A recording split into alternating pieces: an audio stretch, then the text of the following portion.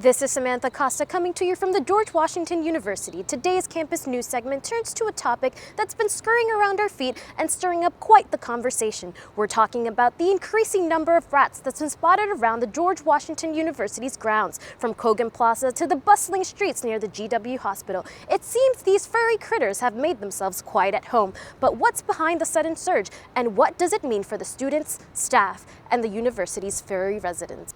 It is no surprise that rats on the university's campus has been a growing issue, but why the sudden surge? Biology professor here at the George Washington University, Dr. Scully, tells us about why that is. During COVID, they dropped significantly because of less access to food in our trash cans. And then after COVID, and we started to come back, you started to see them more and more often, and often during the day, which isn't abnormal.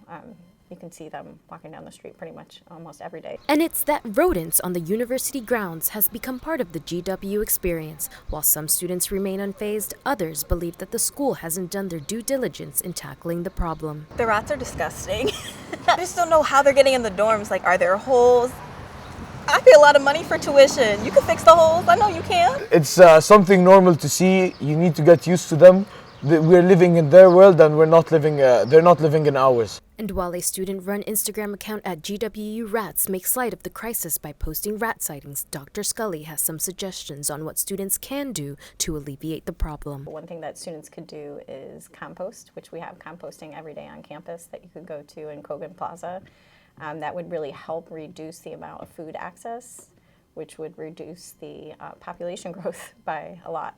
This is Evanson, a GW grounds employee who talks to us about some of the work they do regarding rodents. We pretty much dig up the dirt, started off fresh, put some metal mash down, and then we threw some topsoil on top of it. But despite the initiatives, he shows us the rat holes that house our furry friends during the daytime. As we wrap up this report, it's clear that the rat issue at GW is more than just a nuisance. It's a call to action for improved sanitation and increased awareness. It remains to be seen how the university will address the situation with new initiative and resources. For now, the GW community remains vigilant, hopeful for a solution that will restore peace and cleanliness to their beloved campus. This is Samantha Costa reporting from the George Washington University.